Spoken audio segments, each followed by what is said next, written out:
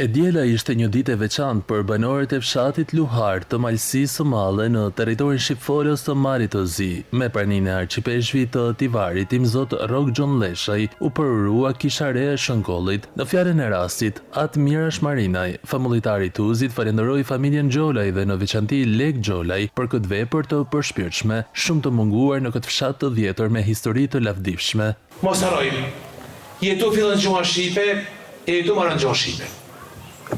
E kisha, përveç se misionit vetë që ka shpirtëror, që është primari, gjitha vetë, mos rrojmë se kisha ka mision tjetër, për rujtjen e gjuhës, traditave, tona e zbruka shqiptare. Në ditën e inaugurimit dhe e bekimit të kishës së re, u mblodhen së bashku shumë besimtar malësor, miq dhe të ftuar. Prania e shumë të emigrantëve si shenjë mirënjohje dhe respekti ndaj Lek Xholaj e shndroi këtë ceremoni në një festë të vërtetë. Kisha e Shënkollit në Luhar është shtëpia juaj.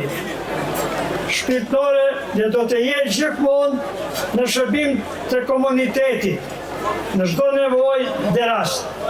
Pjesëmarrja ka që mave, dëshmon respektin, dashurinë tuaj për këtë tempull të shenjtë. Kjo kishë nuk është vetëm një ndërtesë prej guri.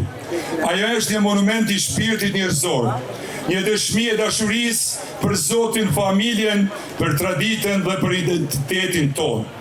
Guret e saj mbajnë brenda një histori sakrifice, një mesazh bashkimi dhe një amanet për brezat që do të vijë. Kjo ditë e veçantë u mbyll me një koncert nga shoqëria kulturore Besa e Trieshit, ku i ftuar nderi ishte këngëtari i mirënjohur Lek Detvukaj.